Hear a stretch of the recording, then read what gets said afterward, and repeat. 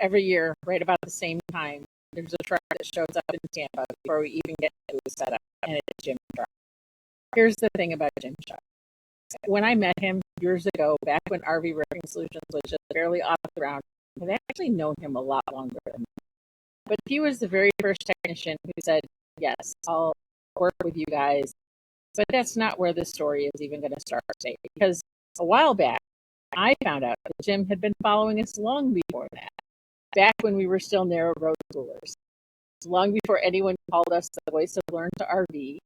And he was in our corner before we were RV Ripping Solutions and before we were Learn to RV. He was just already there. He and Tracy are a big part of what we do today on the front side of our life, but he's been in the background for much longer. So when Frank and I started something brand new in 2020, Jim was one of the first technicians on us. It was someone who'd already been watching, and he already believed in what we were building. And we so appreciate that.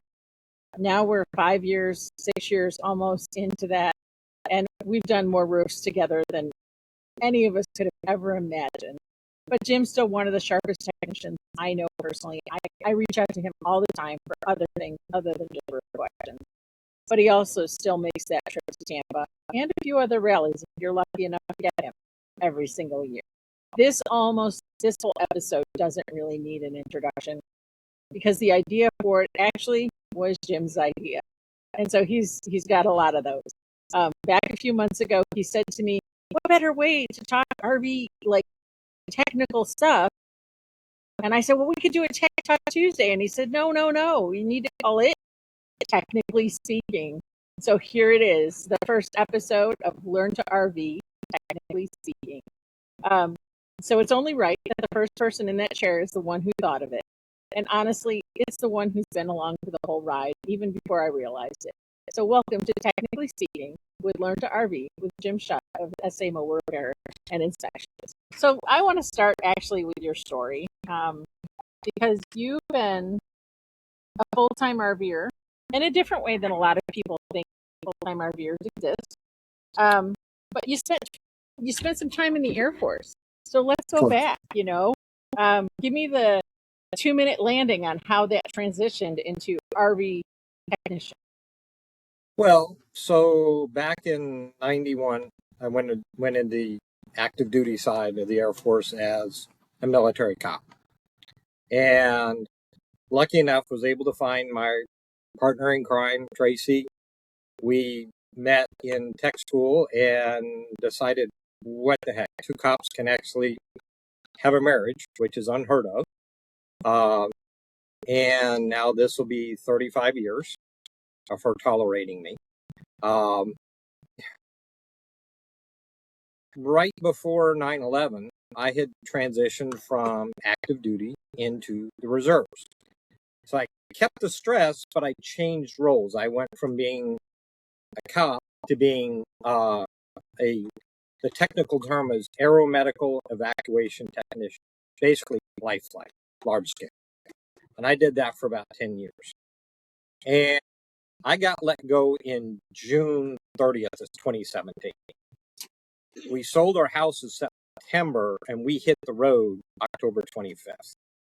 So it was a fast transition. We purged, trash, stored, and packed everything in a very short time period. And we gave ourselves a timeline to get out of that because we knew it was, the longer you delay it, the more you sit on it. Right. And we just wanted to be done. So, so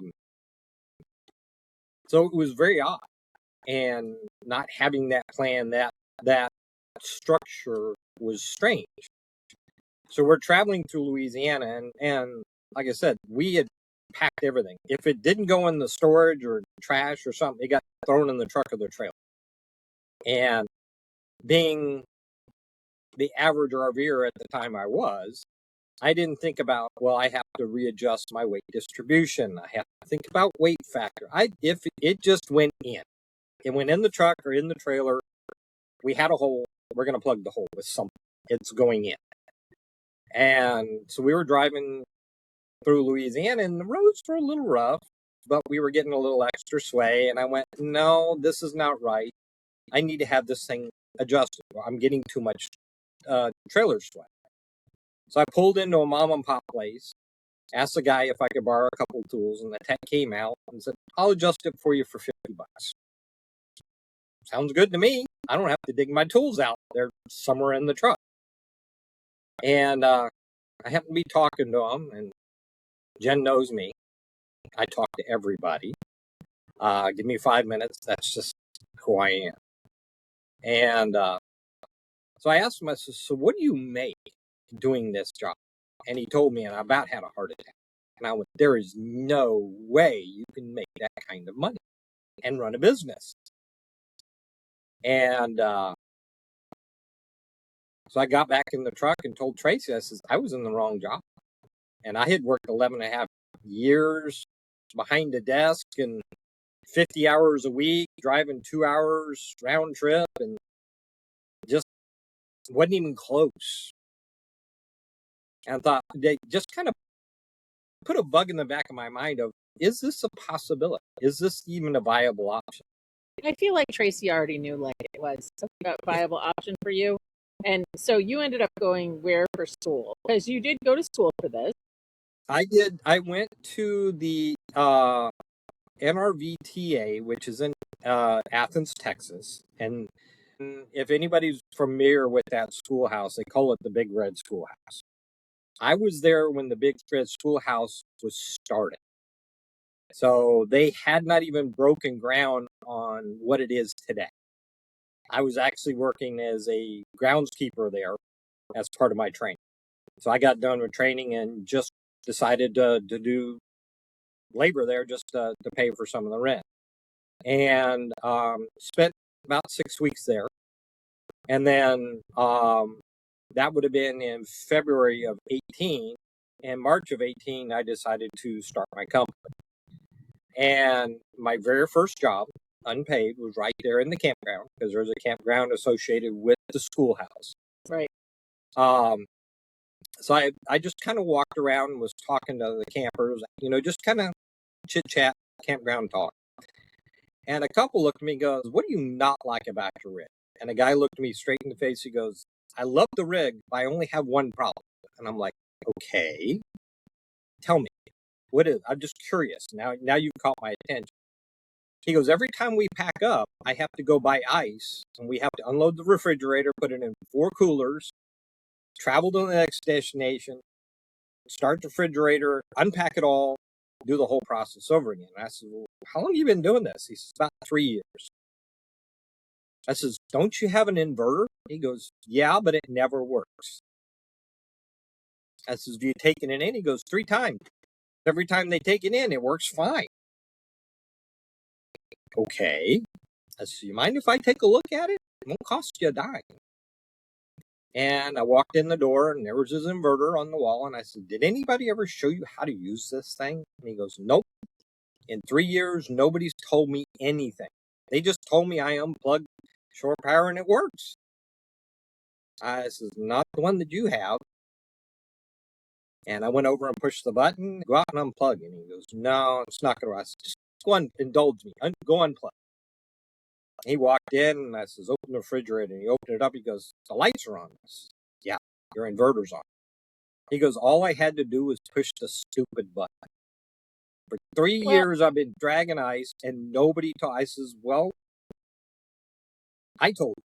And I was determined that education was going to be a part of who I was.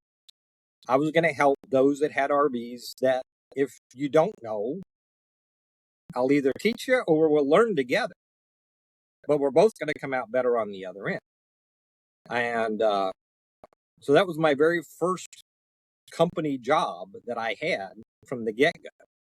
And it slowly has grown from there. I mean, I started with little or no money and kind of worked it up to what we've got today.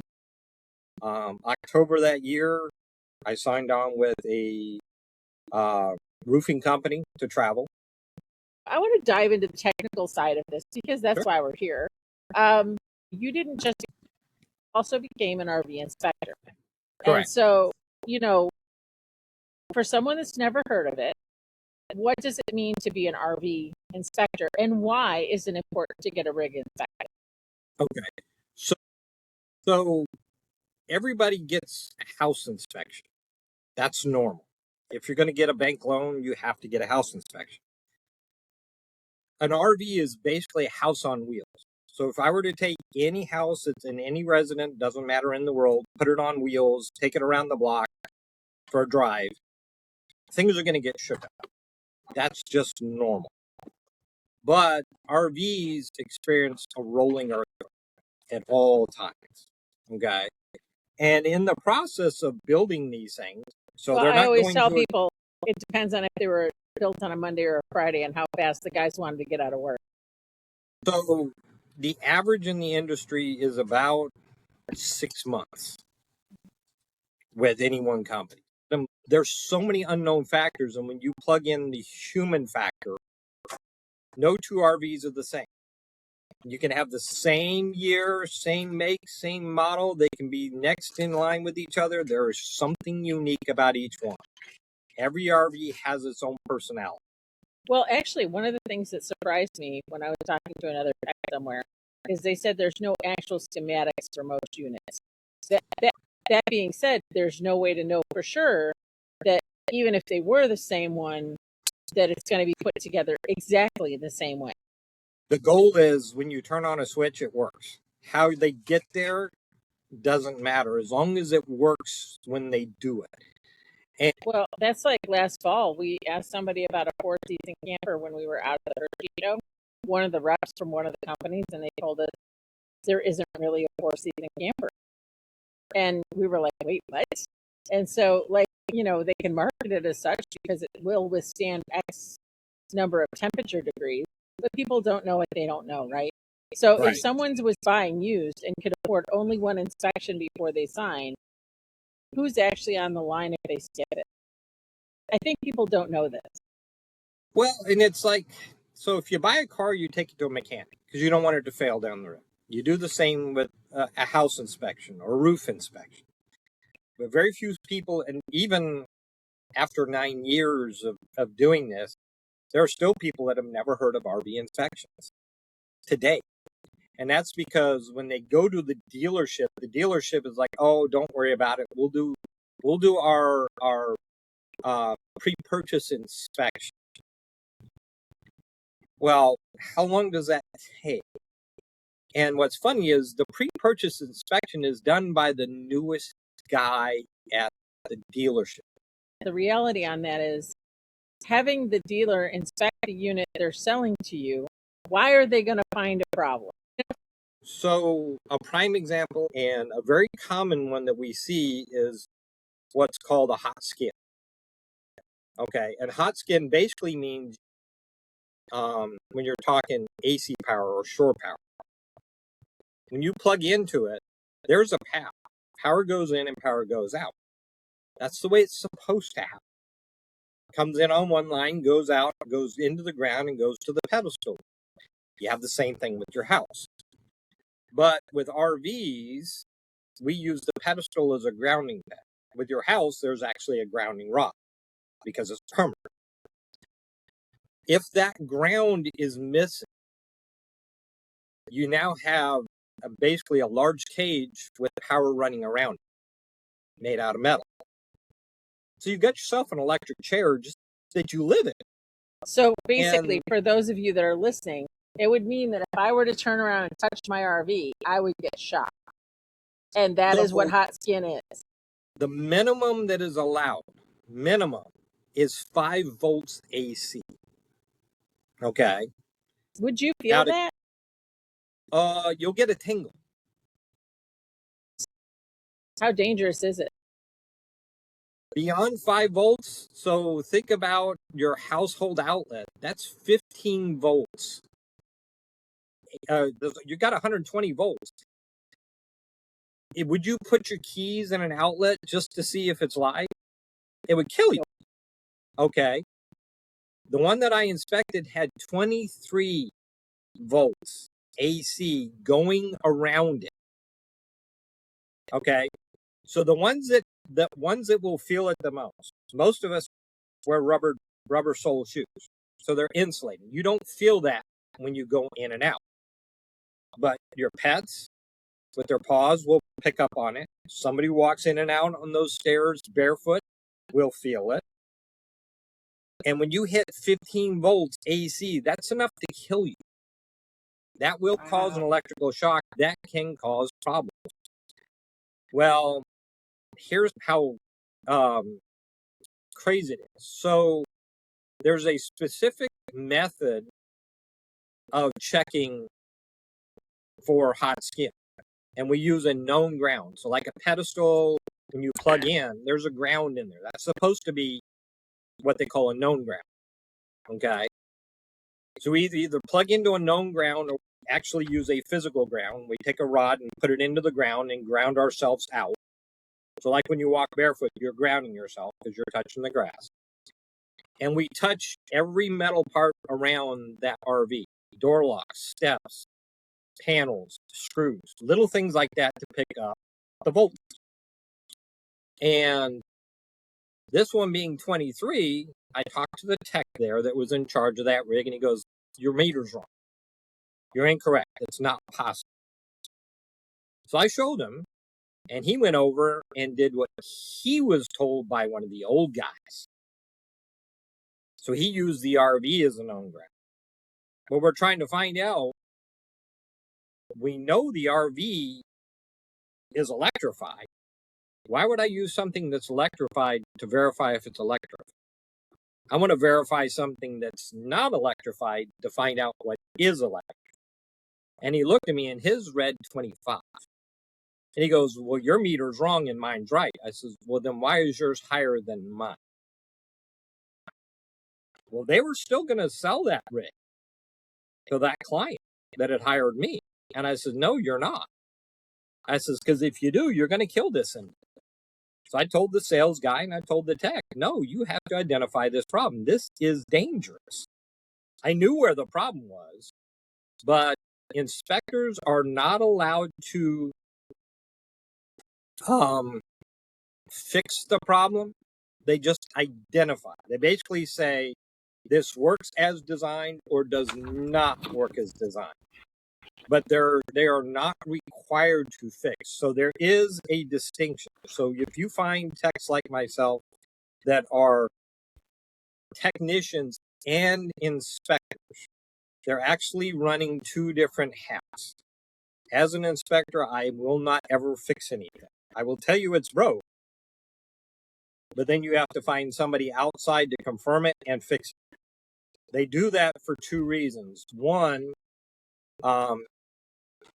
I'm there to do a job, not to sell my next job. So if I tell you that your water heater doesn't work, but I know who can fix it, does your water heater not work, or am I trying to elicit my next job? So it's invalid. That's important to understand. Like, I don't think I fully understood that until, I don't know, probably about a year working with you, that you couldn't do certain things once you were an inspector for it. And so that makes the network of technicians that you do trust super important. I don't think people understand that either. And a lot of the stuff that we find is word of mouth. And, we both work, obviously, as RV roofing specialists. I can't tell you the number of inspections that we do that other people tell that same customer, oh, no, it's fine. It just needs a patch. And so, like, you're not out there trying to sell a water heater to a guy that maybe needs a water heater. You're going to refer him to a technician in his area that Lisa Carlotti had a company called My RV Resource for years and years that you and I were both part of. It's now known as RV Help. And so there's lots of ways to find an RV tech near you. But I tell people the reality is do it like an interview. Ask all the questions before you ever let them on your property. You want to interview the technician that's coming to you, because all techs are not created equal. They're not all going to troubleshoot the same way. Maybe call your inspector that you had the inspection done with and say, do you know this person? And that word of mouth, the inspector is going to say, I've heard great things about them, but I've never worked with them personally. It's about making sure that, you kind of have a network of people. It's not easy. Basically looking for somebody to fix, and you're traveling in most cases. So you don't know the people in your local area. What do you think is one thing that, like, you would say most people overlook on an inspection? I don't think they overlook it. They kind of try to make it like a la carte. I only want to inspect certain things. Like I've had them say, I just want to look at the appliances. I don't care about the rest of the rig. Right. Okay, but if your appliances work, but you have damage on the roof, it doesn't matter where the appliances work. Your house is going to fall apart. Yeah. Or the one I hear all the time is, well, my tires are fine because I've got good tread. Okay, but they're 10 years old and they're dry rot, but the tread looks fine. Okay. I mean, to be fair, no. my tires were fine yesterday when we went to move, but they weren't fine at all. So our TPMS system was actually perfectly fine at the time, meaning that aired up and there was no problem, but there was no tire there. All of the metal was exposed on part of the tire. In fact, we left a gator somewhere, probably the last travel day previous, and we were very lucky that didn't get any worse than it was. When we talk about inspections, when we talk about RV techs, like there's different aspects to that. But do you think there's a difference in terms of like I'm full-time nomadic in my RV still to this day? Do you think it's different wear and tear on my unit as opposed to someone that maybe stays stationary 6 months of the year in the north and then 6 months of the year in the south, like a snowbird, or as opposed to the occasional camper that only takes it out 3 times a year? So, what would you say are the biggest differences in this? Okay, so for the weekender, normally there is wear and tear, but it's not as significant. For instance, like your front door. If you're living in it full time, that front door opens and closes hundreds of times a day. For the weekender, not so much, because they may only use it for 2 weeks and then it sits in storage. So, and when you're running down the road, you figure that rolling earthquake occurs more often than somebody who's a snowbird that sits for 6 months. So if you're willing to take your house down a gravel road and basically take it four-wheeling and expect it to come out in one piece on a weekend, okay, you pick up a few things, you put them back on the wall, you're fine. If you're I mean, you can do snowbirds, that just driving down the road from Louisiana to Texas. I'm just saying. oh, the best test ground is right outside of Elkhart. You drive out and hit the highway. They need to test them out there because everything will shake loose. But the full timer that's traveling consistently, those systems take a lot more abuse, so your maintenance is more often. A prime example is your bearings. The average is once a year or 12 to 15,000 miles. So if you're only doing 6 months, you might have them repacked once a year. An average weekender may only repack them if they think about it, but they may not. They may only do like 3,000 miles that summer, so they barely put any wear and tear on.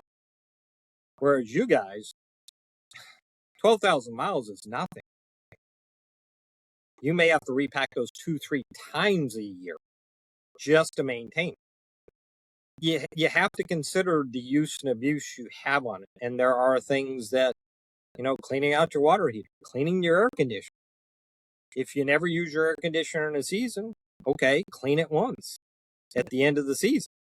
If you use it and are traveling everywhere in all the seasons and you get into the pollen and everything like that, you may be cleaning it every 3 to 4 months. Whereas me, sitting static, I might clean mine twice a year. Have to consider the environment. How is it being utilized? The frequency of those appliances being used and things. So there is no one size fits all when it comes to maintenance. It depends on the RVer and where that RV is being used. Sure. And but they all have the same maintenance. It's just the frequency of the maintenance changes by the amount of usage, and that's something to consider. That's one of the things I like to teach owners, how to do some things themselves. Do I want to lose the business? No. I'm in the business to make money. But at the same time, I'm sure as a consumer, they don't want to always call me for every little thing under the sun when they can do it themselves. So sharing that knowledge and saying, hey, this is what I use, this is how I use it, then that puts the control in their hands to say, yeah, I can do that myself. But I think there's an important side to that too, though. They're getting that information from an RV tech. They're not getting that information from YouTube or from an influencer. And not that those influencers are wrong or that DIY guy is wrong that tells you can do everything yourself. But you and I, we'd be remiss if we don't talk about roofs because it's what we do, right? And so, give me a number. How often should someone actually be getting their roof checked? And before he answers this question, I need you to know, if you're still listening out there, I do not prep any guests for this interview. That includes Jim. So whatever he says right now, I will be reacting in real time. And if he says the wrong thing, he might be out of a job. No, I'm just kidding.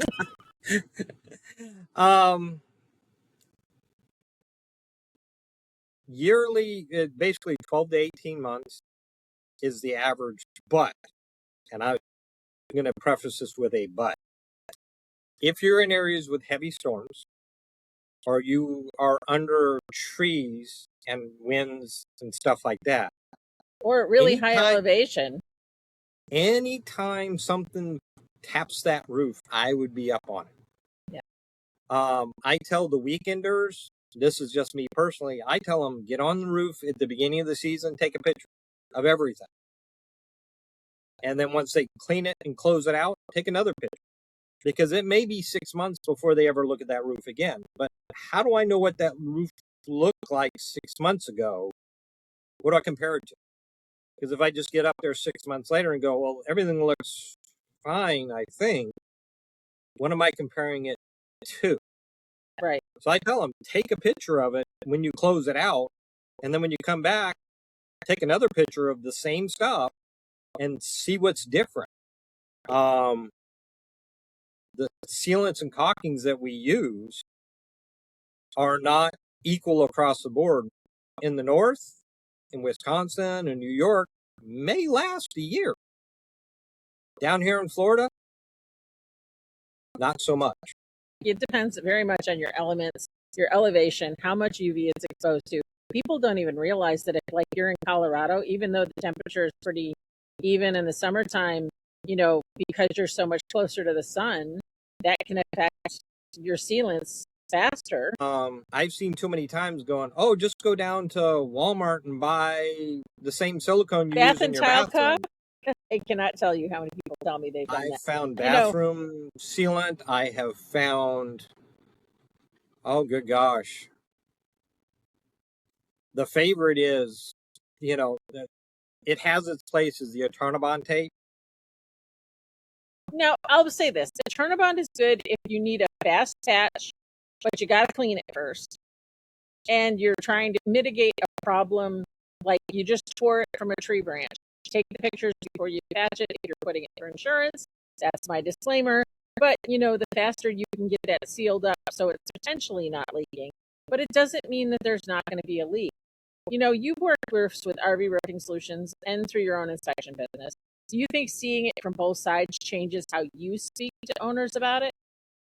I think having the inspection viewpoint allows me a different insight as an inspector and a roofer. The inspector's doing a top-down view. Yeah. So they're just seeing the outside.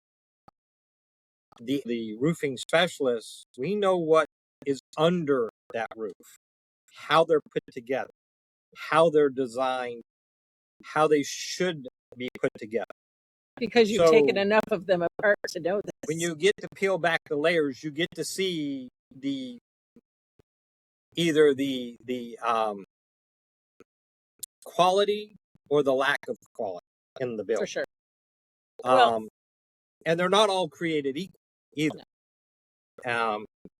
The one of the craziest ones I've ever seen was probably 2 years ago. It was a Columbus, and it was one of the only ones I've ever seen. Either some sort of membrane, TPO, EPDM, PVC, fiberglass, over 3/8 inch plywood, or an 1/8 of inch Luan. And if you're not familiar with Luan, if you'd ever gone to your grandparents and they had wood paneling in the basement or in the wall, that's Luan.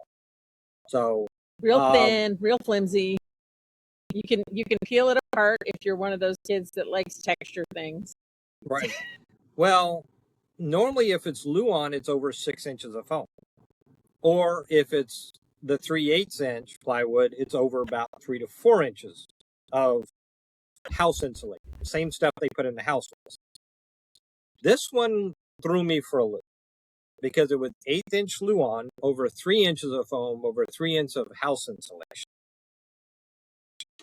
And it's the only one I've ever seen today in 9 years that was built this way. And I questioned it, and then I got to looking at why they did it this way. The rig that they had built, the framing was so heavy. In order to pull it, you would have needed at least a 350 or 450 truck to pull it down the road if they had put 3/8 inch on it. So a lot of times they will manufacture these things, and trying to keep the weight down, it's a balancing act. If I build up the floor, I build up the walls, I build up all this other stuff, I have to keep it under a certain limit. So where can I cut weight? So they will cut it in the roof. The rig I'm currently in is an ultralight. It's 34 feet, but I've got a Luan roof, so it's non-walkable. My previous one had Luan over 6 inches of foam. I could get up there, walk all day.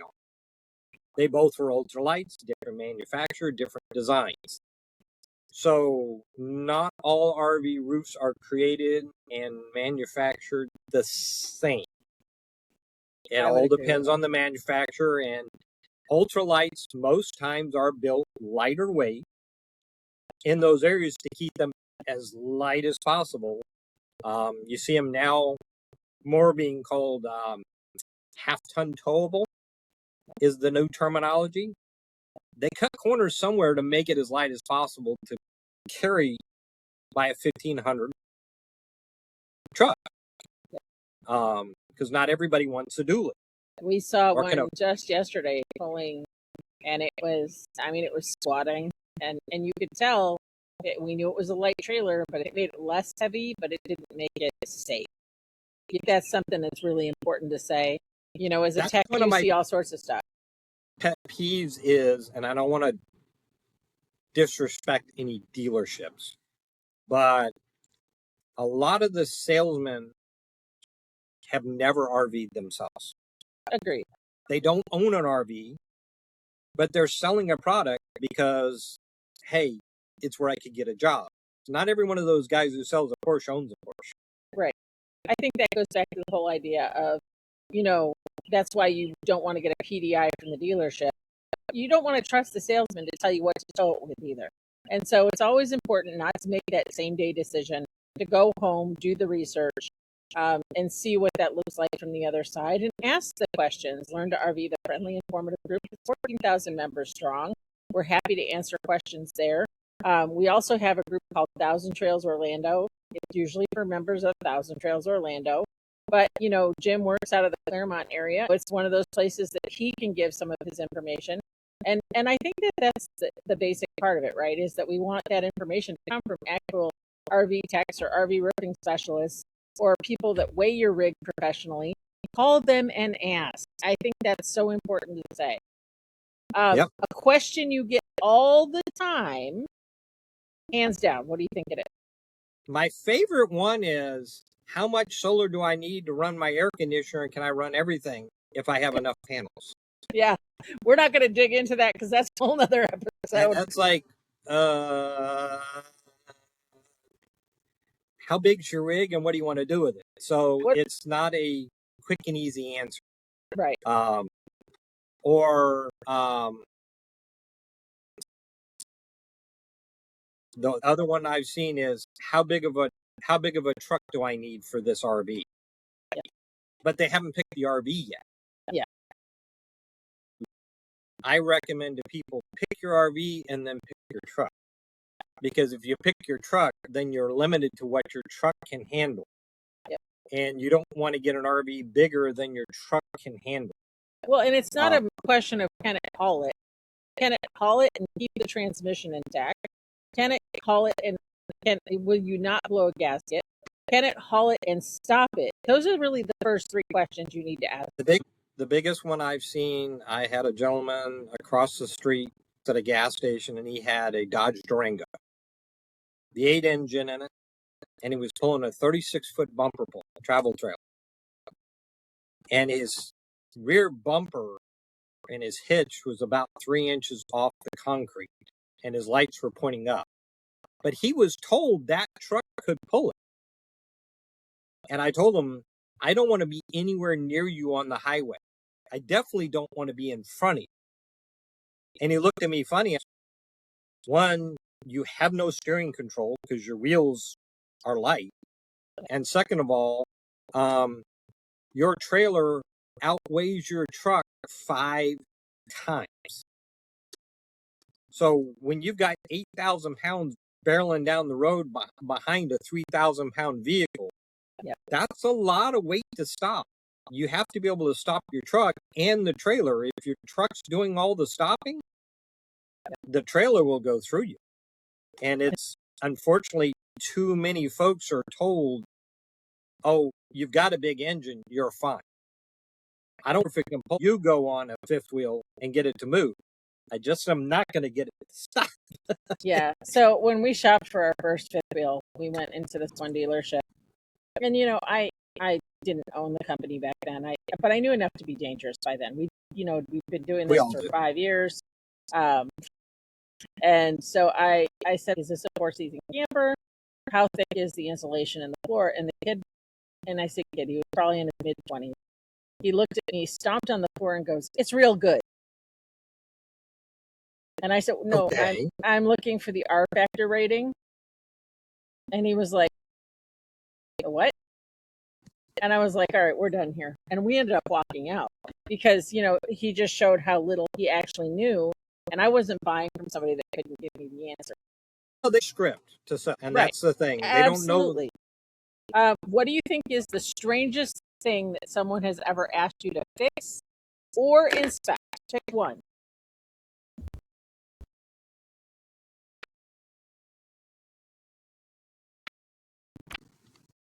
Strangest thing.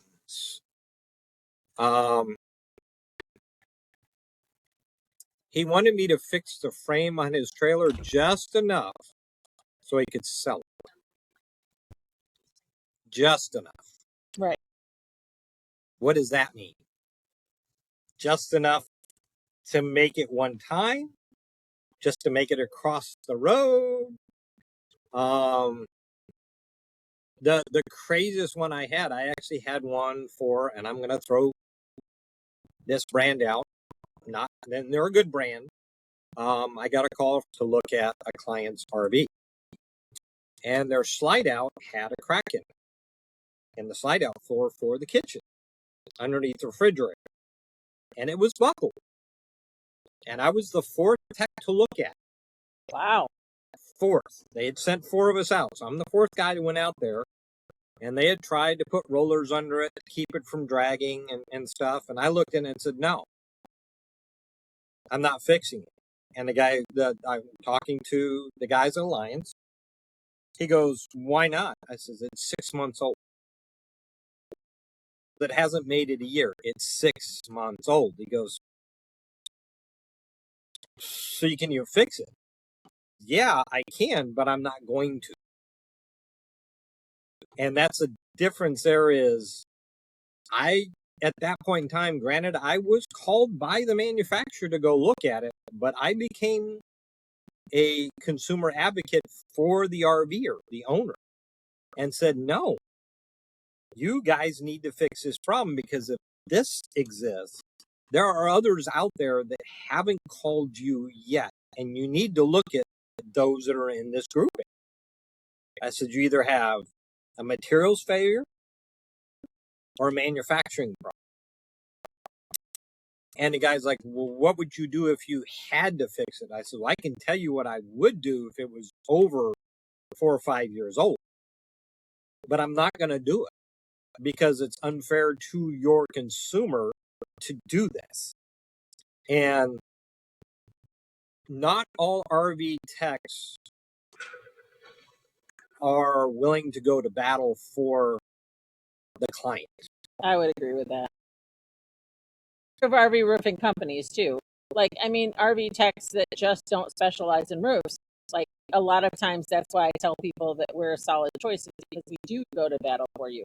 And so that's the other side of it, is, you know, knowing your technician, knowing the integrity behind it. What do they stand for? But it makes a difference, because the manufacturer was like, well, how long before that floor falls out? Right. And I'm like, what do you mean, how long? He goes, today, tomorrow, next week. I says, it could last another year. But that's not the point. The point is it's broken, right, and it needs to be rectified. Well, and in that situation, it would have still been under warranty. Like, you know, we do roofs all the time for customers to get their units off the showroom floor because they just want that peace of mind. But at the same time, if they want to wait the 2 years, we don't force them to not do that, because we don't want them to void their warranty either if that's what they don't want to do. What would you say is the biggest myth about RV? That they're built like houses. I would agree with that. If you really want to have the viewers look, if they follow behind an RV, and they'll notice, if RVs were built like houses, they would destroy themselves going down the road. So your house is built solid. When winds hit it, it doesn't move. It doesn't flex. It stays solid. It's on a concrete foundation. It's not supposed to go anywhere. Yep. Well, you're on a metal frame that flexes going down the road. It articulates, it twists and stuff. So when you pull into a campground and you go to level, you'll find out that sometimes you try to open the front door and you can't get it open, or you can't get it to close. And that's because the frame is twisted. And then when it runs down the road, it kind of looks like I guess you could say, a circle. If you follow behind it, it'll actually go like this. And it's very obvious when you watch the back of it, the whole body moves. But everybody's under the impression that it's built just like a house. The same materials, same strength. Most of them are made with aluminum studs or made with 2x2s as load-bearing walls. Your roof is 2x2s or 1x2s, or aluminum. Occasionally steel, sometimes aluminum. There's no one way to do it. People don't even realize that you can easily break a truss by hitting a pothole. There's stuff that happens all the time that wouldn't happen in a house, even if you were hit by heavy winds. I know, like, the other night we had some pretty gnarly storms come through, and we were deciding, do we, pull our slides in during the storm, or do we not? Because you don't want to get flipped either. And so we were having 60-mile-an-hour winds in Illinois the other night. And so those feel harsh, but I also know people that travel in those winds, and then they wonder why things fall apart. It's all about what you do to the rig too at that point, what you put it through. Do you take extra chances that maybe some other people wouldn't take? It's definitely going to have some wear and tear on your unit. Think about the tractor trailers. Those are 80,000 pounds and they flip over. So, if 80,000 pounds flips over on its side and decides to take a nap in the middle of the median, what is your fifth wheel going to do? Yeah. You're a boat anchor behind your truck and a giant sail, a billboard. So you consider anything that hits the side is going to push that 8-10 foot wall anywhere it wants to go. And you're hooked up to it, guess where you go? You go with it. Right. So, All right. So if someone's listening, they want to find you or book an inspection, where do they go? You primarily serve the Claremont area in Florida. So let's start there. So Jim does have a very unique situation where he is mostly stationary. I'm not saying he doesn't travel for us, but he doesn't usually travel for everything. So he has a pretty strong clientele in the Claremont area of Florida, and he handles a lot of the Tampa show in the fall and the winter. And he's been in our booth there for what, 5 years now? It's been a hot minute. But let's talk about SA Mobile Repair. Where can they find Shutt Adventures, your socials, all of it? So we are obviously on Google. You can find us on there. We are every bit mobile. So if you're looking for a shop, you're not going to find it. The truck is the shop. It's as mobile as you can get.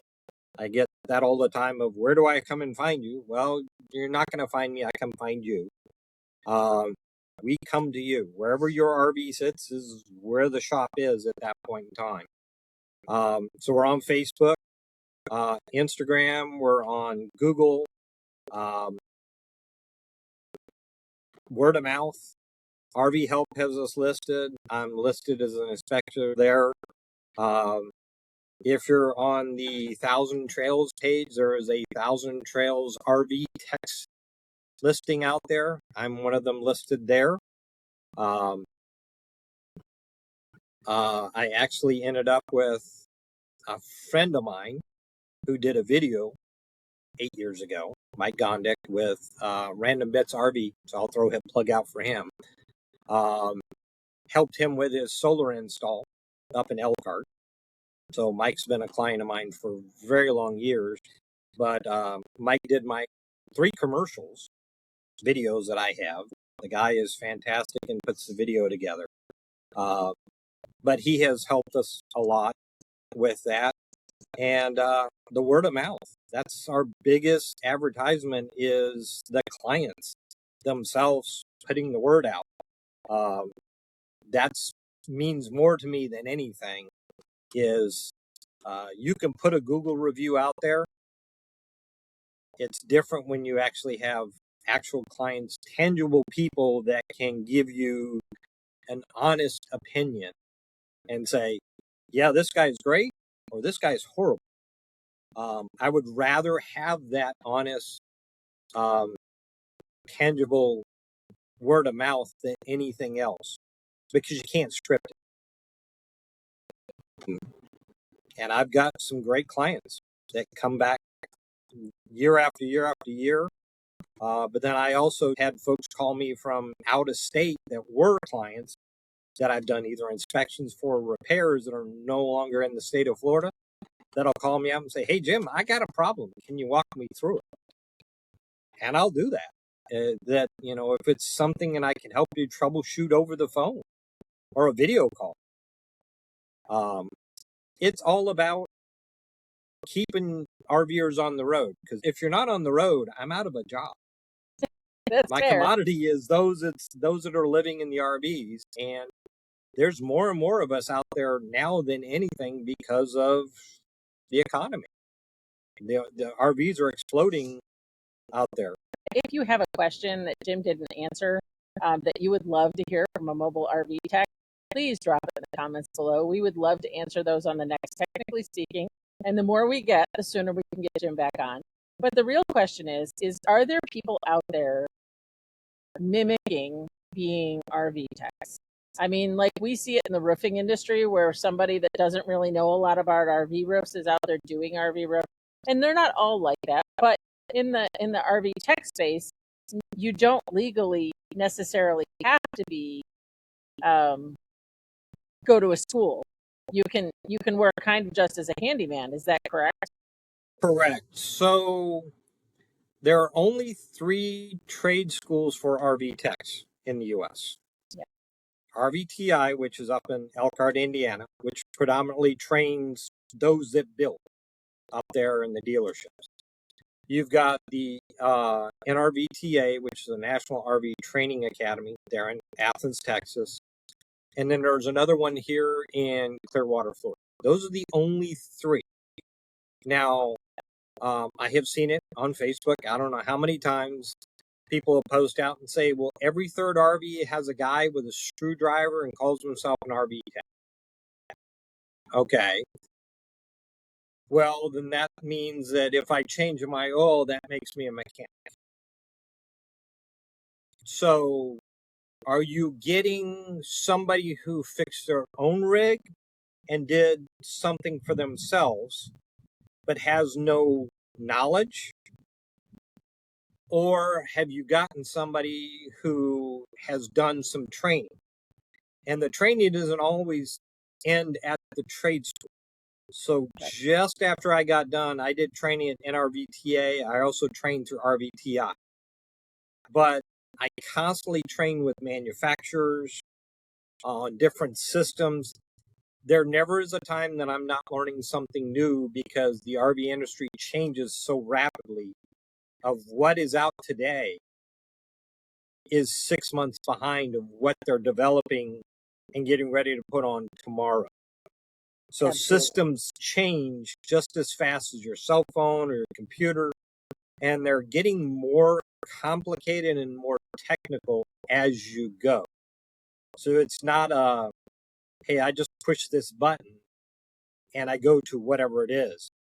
Now it's like I push this button and I go to 14 different connections to get my light to turn on. And knowing what 14 connections they are and how they all work together, and how to test them properly can make the difference of, am I replacing a light bulb, replacing a switch, or am I replacing an entire system? Right. And When you're working like a job for one of the manufacturers, you're not afraid to call them and ask questions. Where somebody that maybe isn't an actual RV tech, that's just more of a handyman, may not have that type of relationship with those brands. And so it's important to know who's working on your rig. you hear about YouTube University. Everything's on YouTube. And I would say yes and no.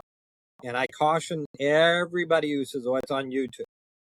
And I'll put this out there for the test. Anytime I get somebody say, well, YouTube said it would take 5 minutes. My question is, how many times and how many outtakes did it take to do that job right the first time to get into that 5-minute video? Because it took hours to get it down to 5 minutes. And if you think I can go in and remove your entire bathroom shower and put it together in 5 minutes, you're crazy. It's not going to happen. That's only on the highlight reel. But at the same time, I tell people, be cautious, because there are people out there that will say they have the working knowledge. But what they don't tell you about is when they turn off the camera, hey, I wired this in my RV, and after I turned off the camera, my RV burned down. They're not going to show you that real. So I caution people to say, if you're watching it, watch numerous videos, because there are some very good techs out there, and see comparatively, are they saying the same things? Because if you look at 6 videos and one person has got something totally different than everybody else, either they're the one that's 100% right and everybody else is wrong, or they're the one you don't want to follow with that. But asking the question, calling the manufacturer, most of the manufacturers are very nice about walking you through things a lot of times, or sending you information on how to do some self-diagnosis. I do Or finding encourage a tech that's licensed through them. I mean, I think that's another side of it, is because then you'll find out who they use and they Right. can refer those people. I think that's where we make the biggest mistake, is we think we can do it all ourselves. And I think that we see that more often than a lot of people do because of the businesses that we're in, the mistakes people make, and then how much they have to pay extra for them later down the road. And so that's Exactly. what we're trying to help you avoid.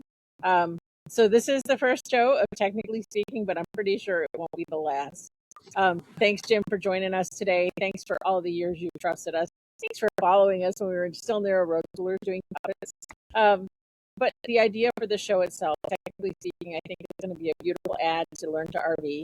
And Tampa 2027, Jim will be back at that A105 spot where he always is. Don't forget to like, follow, and subscribe to the show. We love having you here. And we'll see you on the next ride. See you soon.